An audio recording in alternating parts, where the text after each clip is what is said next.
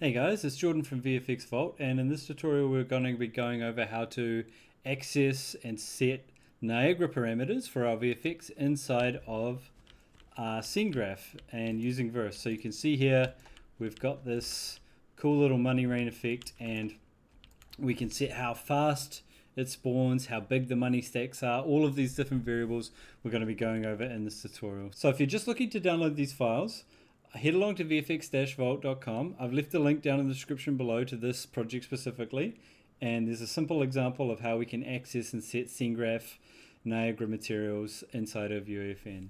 So let's jump into the tutorial.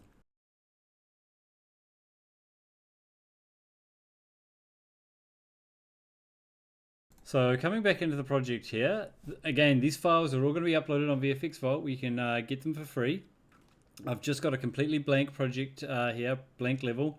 I've got a couple things here. I've got some prefabs that I've already made, but I'm going to go through the whole process of how to make them from scratch, as well as a new device that we're going to use. So first things first is we want to make a prefab, and we will call this one, say, money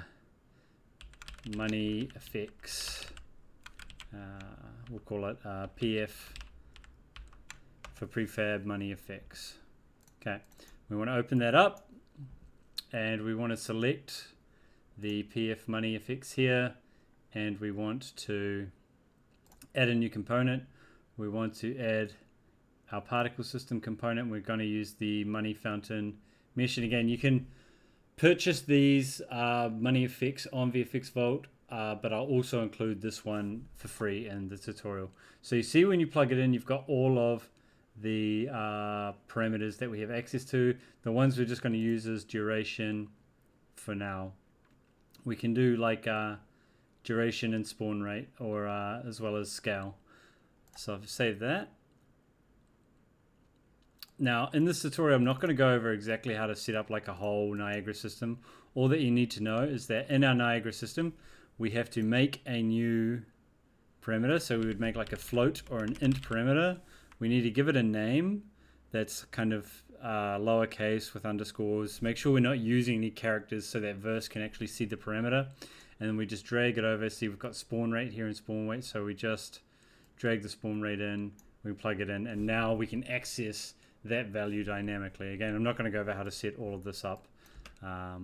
More focusing on the Verse stuff for this tutorial.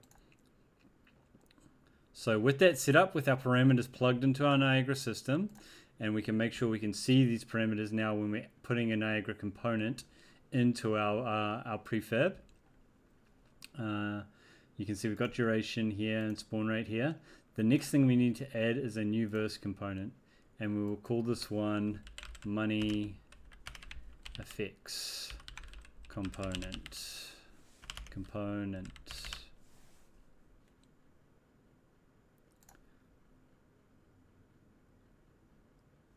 And continue.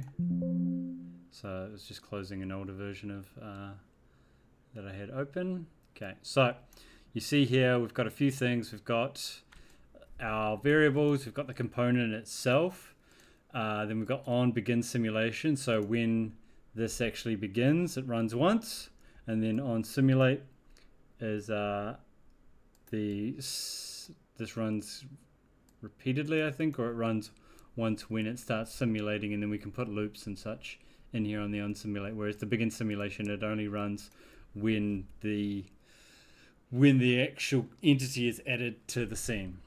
So keep in mind that like this is a component, this is a Verse component in our entity, and our entity has two components or three components now. It has our Niagara system component, our transform component, and our Verse component.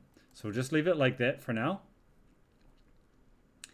And I'm going to close this, and then we're going to come and make a new Verse. So we'll open our Verse Explorer, and we will go create new Verse file, and we'll call this money effects spawner, and we'll create. And with the money effects spawner, we'll go Verse build, and we've got this new file here, the money effects spawner, and then click Verse to open it up, and we've got the money effects spawner, which is just our basic device, right? So what do we need?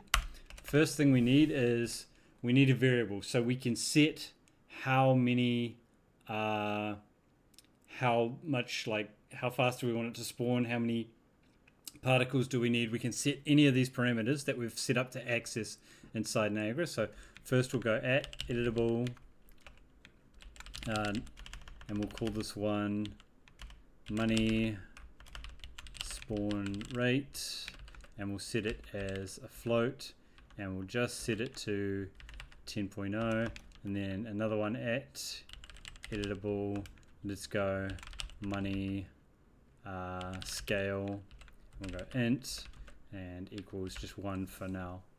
And the last thing we need to put in is, we'll put it at the top here, we need to put in a trigger device. So I'm just going to show you quickly how we can set up a trigger device.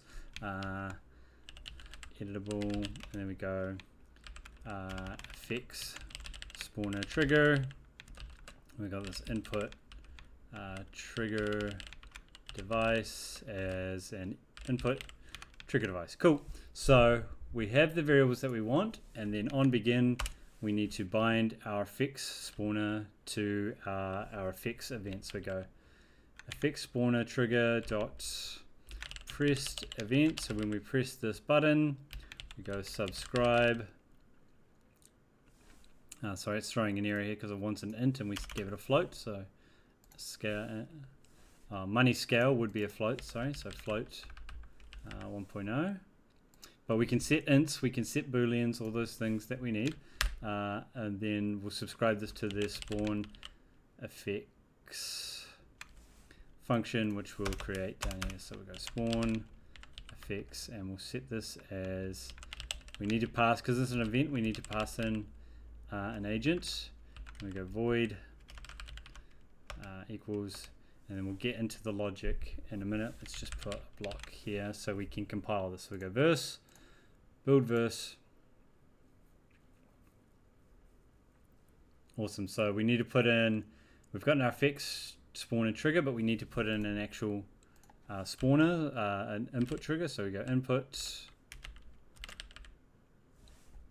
set input trigger here. Cool, and we'll close that. And on the input trigger, let's just use our fire button, and then we'll make sure we plug it in here on the actual device. So it's referencing our input trigger. Now when we fire, it's going to call this event. So just going to open up the code I had from the previous one on my other screen, just so I can go through it. Cool. So the first thing we want to do is we want to get our Fortnite character. So fort character, because we're going to be spawning this effect on top of our character. We go get fort character equal to agent dot get fort character. So it's there. Did you forget to specify using characters? So we're going to copy that and put in here. So we're getting the Fortnite character if the agent passed in.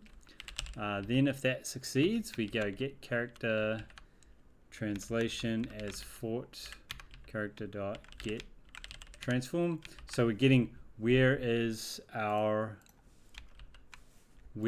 character in the world, the transform of our character. That's actually pressing this button.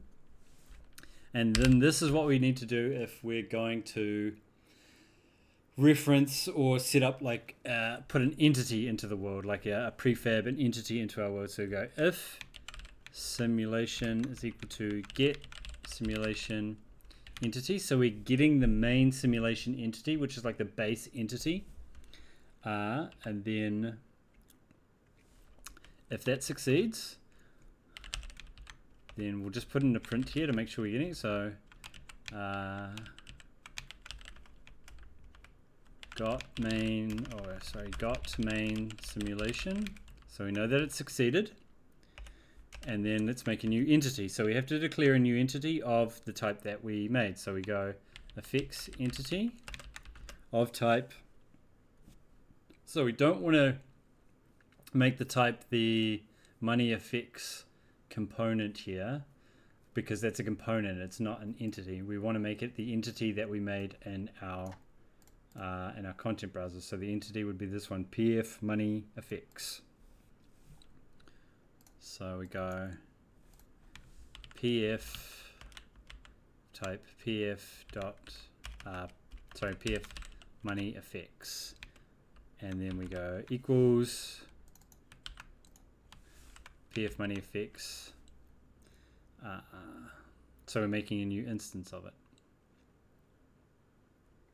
So sorry, like this. So we're declaring a new entity of type PF money effects.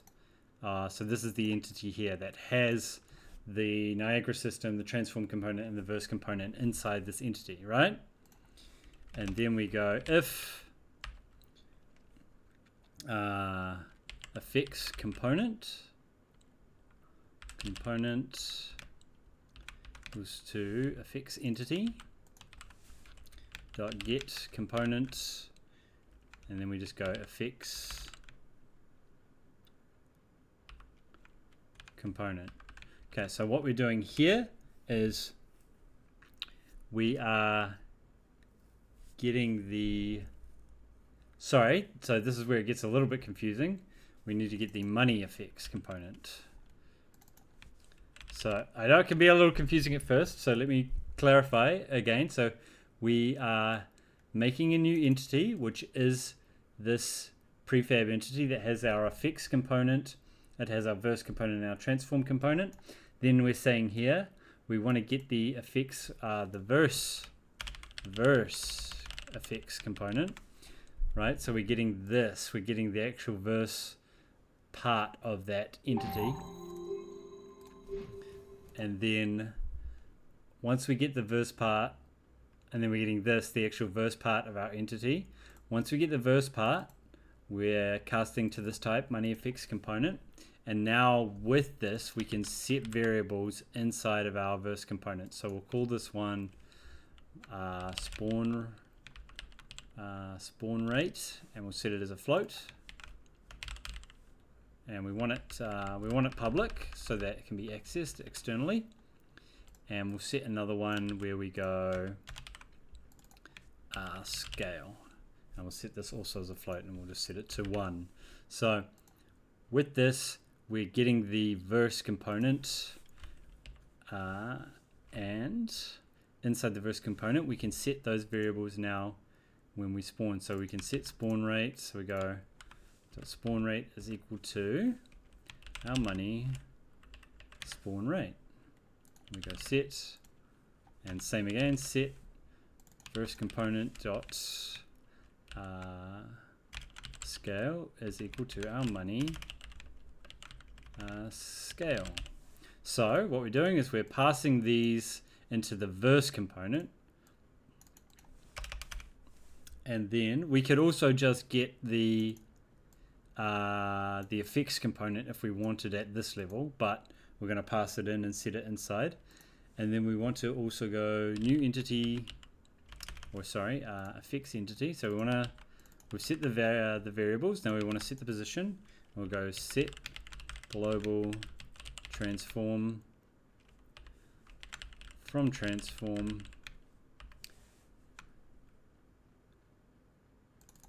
character translation.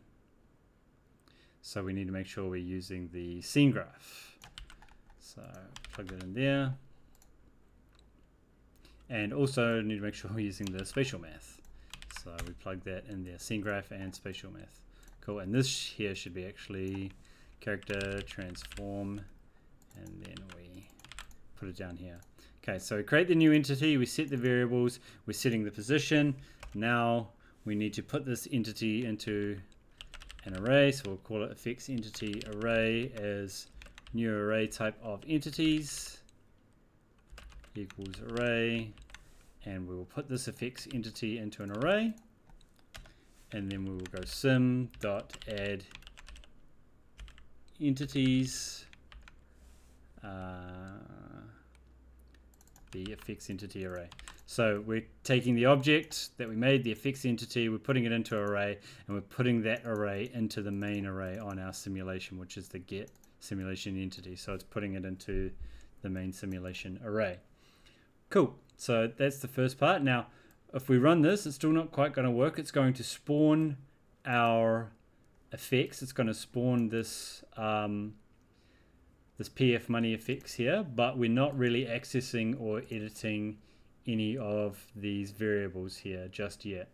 So what we need to do is, if we go verse and build verse code, what we can do then is, if we come back and we go into our money effects component on our simulation, when it begins, we can get rid of some of this code. On simulation, we want to get the effects component. So I'll just drag this again onto my other screen so I can see what I'm doing. And so we go if, and we'll just call this one particle system is equal to entity dot get component, and then we want to get the name of this Niagara system. So we can come to our asset digest and we can see that we've got the system here, the NS money fountain meshes large. So we've got it here, NS money fountain meshes large, and then now we can access the particle system component of our entity and set things like we can set any of these variables that have been exposed here. So we've got things like color, tint, duration, emissive intensity, gravity, all those things. So we're going to set spawn rate.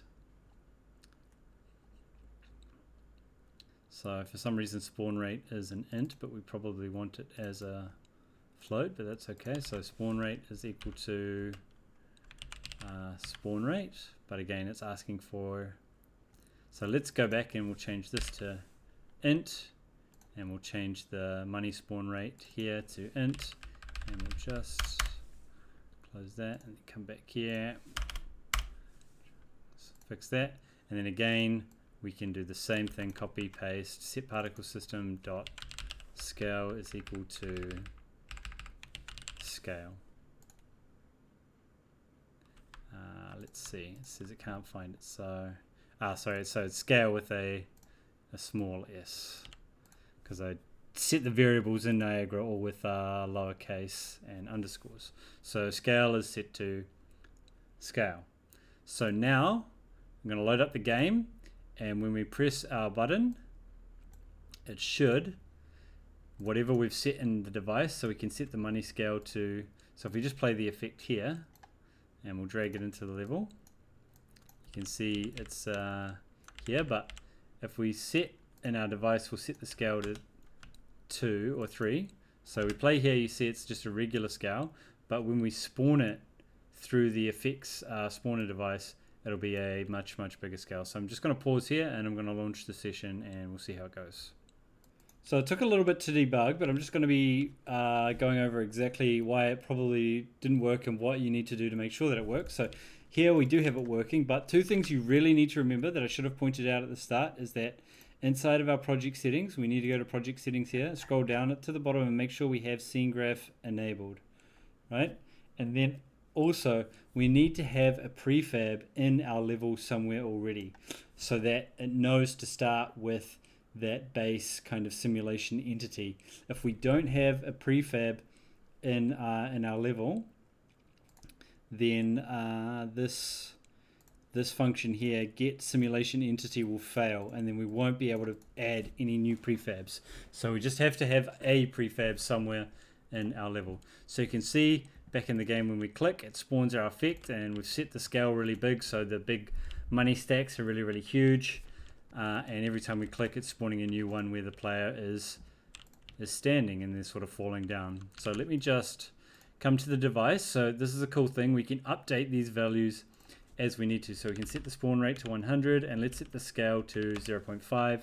So now it should be spawning a lot faster and the money stacks should be a lot smaller. So we'll just end the game here and start the game again. Once we've updated these values, come back into our game, and now you see spawning heaps more money, but at a much smaller scale. So we're making it basically rain on our character. Cool, so we'll just quickly go over what we've done again. So we have a Niagara system, we have set up the variables that we want, we've plugged them in accordingly to the dynamic areas that we want to access at runtime. We make our new scene graph component, scene graph entity, sorry, and we add our verse components and our fix components. We make sure that we've got our variables exposed so it can be seen here, and we've also set up our verse file. So we made a new verse component inside of our device. We've added some variables, and we added a trigger device just for this example, but we can access these variables however we want. It doesn't have to be through a trigger, of course. Then we get the simulation entity, we create our new entity, and we get the component, which is the verse component. We're getting the verse component and setting the variables in the verse component, and we're adding this entity to our simulation array. And then inside of the verse component, we're setting these variables when we create it, and we're passing these variables onto the effects component, right? So we've got the actual Niagara system here, and we're setting the spawn rate, and we're setting the scale. Now you could take this here and sort of paste it here if you just wanted to do it all at once. So we could take the effects entity, and then we'll just set the spawn rate from like money spawn rate or money scale. But I was just showing another way where we might want to keep all of this information contained inside of the actual component because it's relevant to the component and it just keeps our code a bit tidier. But I just kind of showed both ways if you wanted to do both ways. So all of this will be available for free on VFX Vault. I'll add the link below, so make sure you go download it if you want it. And there's also more of these sort of money rain assets that will also be linked below. If you feel like supporting the channel, there'll be more of these money assets that you can purchase. I'd really appreciate it if you guys want to support and see more of these tutorials, that you grab some of those and you pick those up. So thank you so much for watching. This has been Jordan from VFX Vault, and I'll see you guys in the next one.